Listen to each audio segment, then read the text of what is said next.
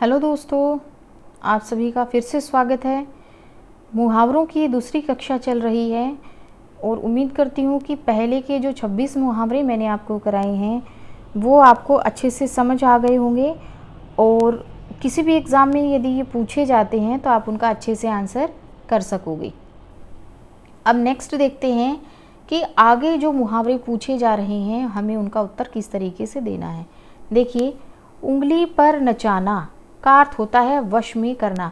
आजकल के नेता राजनीति को अपनी उंगलियों पर नचा रहे हैं, या कह सकते हैं कि मम्मी हमारे पापा को अपनी उंगलियों पर नचाती है।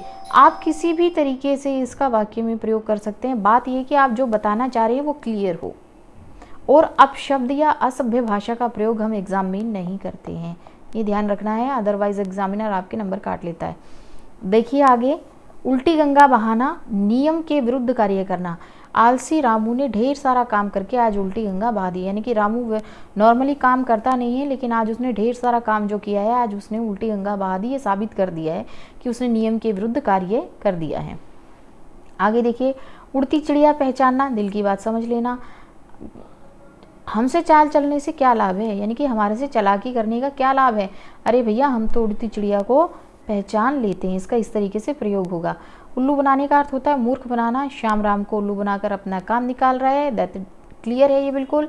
आगे है उल्लू सीधा करना, स्वार्थ सिद्ध करना। नेता लोग अपना उल्लू सीधा करने के लिए झूठे वादे करते हैं, बिल्कुल सही बात है। उंगली उठाना, हानि पहुंचाने की चेष्टा करना। हमारे रहते हुए तुम पर उंगली उठाने की किसी में कोई हिम्मत नहीं होगी, साहस नहीं होगा।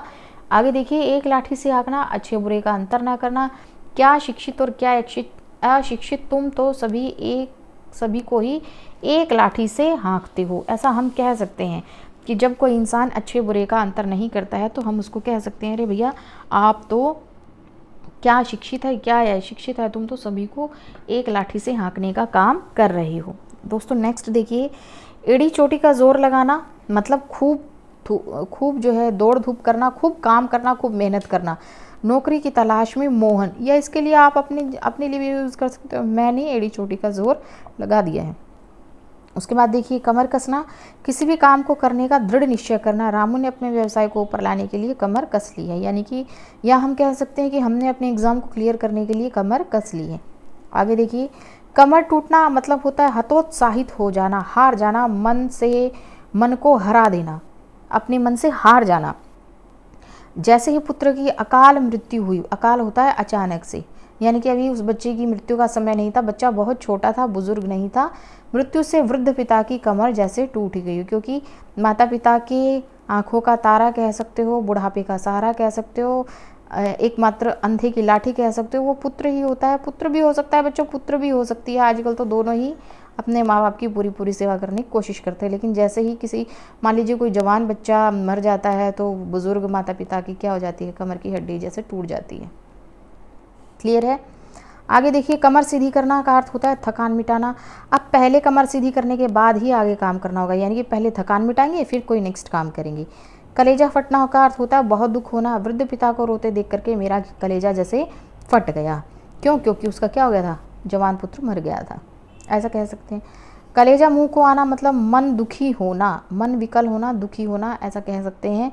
उसकी दर्द भरी कहानी को सुनकर जैसे उसका कलेजा ही मुंह को आ गया हो।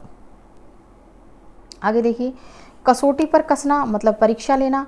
चरित्र की कसौटी पर कसने से ही मनुष्य का वास्तविक मूल्य प्रकट होता है, यानी कि अगर कोई व्यक्ति चरित्रवान है तो इसका मतलब है वो मनुष्य क्या है, वास्तविक मनुष्य, उसके अंदर मूल्य है। काम तमाम करना मतलब होता है मार डालना। तलवार के एक ही वार से शत्रु का काम जैसे तमाम हो जाता है, मार डालना। कुत्ते की मौत मरना, बुरी मौत मरना, देशद्रोही हूँ अब तुम्हें कुत्ते की मौत मारा जाएगा। आगे देखिए, कान का कच्चा होना, बिना सोचे समझे किसी की बात पर विश्वास कर लेना। मनुष्य को कभी भी कान का कच्चा नहीं होना चाहिए, ये बिल्कुल ज़रूरी बात है। कान भरने का अर्थ होता है चुगली करना। कान के कच्चे हो तभी तो उसने तेरे कान भर दिए हैं, ऐसा कह सकते हो। कानाफूसी करना, चुपके चुपके बात करना। जैसे छोटे बच्चे होते हैं, कान में एक दूसरे के कान में डाल करके, मुंह डाल करके बात करते हैं, अरे बहुत देर से देख रहा हूँ तुम दोनों तो कानाफूसी कर रहे हो, यानी कि चुपके चुपके बातें कर रहे हो। आप देखते हैं ना, छोटे बच्चे इसी तरीके से करते हैं। खाक छाना, या औरतें भी करती हैं, मोस्टली मैंने देखा है कि औरतें एक दूसरे के कान में मुंह डाल करके इस तरीके से बात करती हैं। एक्चुअली वो क्या कर रही होती है, एक दूसरे की चुगली कर रही होती है, और इससे ज़्यादा कुछ काम उनके पास होता नहीं है। आगे देखिए, खाक छानना मतलब होता है भटकना। लगता है सारी दिल्ली की ही खाक छान कर आए हो, यानी कि भटकते हुए आ गए हो। खाक में मिलाना होता है नष्ट करना। घर से भागकर शीला ने अपने पिता की इज्जत को खाक में मिला दिया। अब भैया अगर किसी बच्चे का नाम शीला है तो प्लीज़ वो अपने दिल पर ना लें, क्योंकि यहाँ पर ये केवल वाक्य में प्रयोग किया गया है। शीला आपको पर्टिकुलर किसी, यहाँ पर पर्टिकुलर शीला के लिए नहीं, किसी भी व्यक्ति के लिए हो सकता है। वो व्यक्ति और या वो बच्चा जो अपने माता पिता की इज्जत नहीं करता, उसको कहते हैं भी खाक में मिला करके भाग गया, यानी कि नष्ट कर दिया इज्जत को। आगे खटाई में पड़ना, अनिश्चित रहना। मंत्री के त्याग पत्र दे देने के कारण कर्मचारियों की मांगों का मामला अब जैसे खटाई में पड़ गया है, यानी कि अनिश्चित हो जाना। खून पसीना एक करने का अर्थ होता है कठोर परिश्रम करना। खून पसीना एक करके मजदूर अपने लिए 2 वक्त की रोटी जुटा पाता है। ये बिल्कुल क्लियर बात है, नॉर्मल नेचुरल सेंस है ये कि हाँ भाई जो खून पसीना एक करता है वो बड़ी मुश्किल से 2 वक्त की ही रोटी जुटा पाता है। गंगा नहाने का अर्थ होता है बहुत बड़ा कार्य पूर्ण करना। पुत्री के विवाह संपन्न होने के बाद मोस्टली जो होता है माता पिता को लगता है कि मानो वो गंगा नहा लिए हों। उसके बाद है गाल बजाना। गाल बजाने का अर्थ होता है बकवास करना। गाल बजाते फिरते हो, ऐसा कोई ठोस कार्य करके क्यों नहीं दिखाते, यानी कि इतनी बकवास करते फिर रहे हो, कोई ठोस काम होता है, कोई ढंग का काम, तुम कोई ढंग का काम करके क्यों नहीं दिखाते हो। आगे है गागर में सागर भरना। थोड़े शब्दों में बहुत भाव भर देना। इस कविता में मानो कवि ने गागर में सागर भर दिए। दोस्तों मैं आपको बताती हूँ कि हमारे यहाँ एक कवि हुए हैं बिहारी जी, उनके लिए एक कहावत है, उनके लिए एक दोहा प्रसिद्ध है। इन्होंने 713 दोहों की एक पुस्तक लिखी थी जिसका नाम था बिहारी सतसई। उसका नाम था बिहारी सतसई।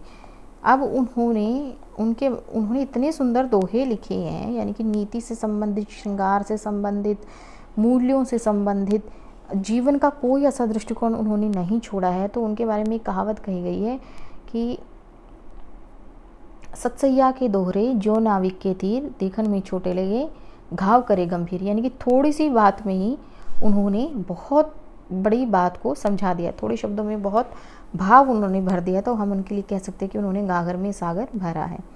उसके बाद है गले का हार, यानी कि प्रिय वस्तु। जासूसी उपन्यास तो जैसे आजकल रोहन के गले का हार बन गए हैं। कोई भी प्रिय वस्तु, यहाँ पर रोहन पर्टिकुलर किसी व्यक्ति विशेष के लिए यूज़ किया गया है। व्यक्ति विशेष यानी कि नाम है किसी बंदे का जिसको हम कह सकते हैं रोहन। आगे है गूंगे का गुड़ का अर्थ होता है मात्र अनुभव होना। इस कविता का अध्ययन तो ऐसा लग रहा है जैसे गूंगे का गुड़ है, यानी कि हमें केवल अनुभव हो रहा है, केवल हमें अनुभव हो रहा है इस चीज़ का। और वैसे भी देखो गूंगे का गुड़ क्यों कहा है, क्योंकि जो गूंगा होता है वो बोल नहीं सकता है, उसको स्वाद तो आएगा मिठास का, गुड़ का स्वाद तो आएगा मिठास का, लेकिन वो बता नहीं पाता है।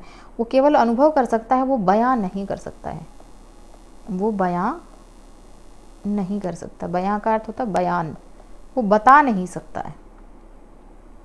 उसके बाद है गड़े मुर्दे उखाड़ना, पुरानी बातें दोहराना। जब तुम लोगों में समझौता हो ही गया है तो फिर छोड़ो, गड़े मुर्दे उखाड़ने से क्या फ़ायदा, ऐसा कह देते हैं। यानी कि पुरानी बातों को दोहराने से कोई भी लाभ नहीं होता है। दोस्तों उम्मीद करती हूँ कि आप सभी को ये वीडियो मेरी पसंद आई होगी, और आगे वाले जो नीचे जो दिए गए हैं उसको मैं नेक्स्ट वीडियो में रखूँगी। तो दोस्तों कोरोना काल में अपने आप को सेफ रखें, सुरक्षित रखें, अच्छे से खाएं, मस्त रहें, ज़्यादा टेंशन ना करें।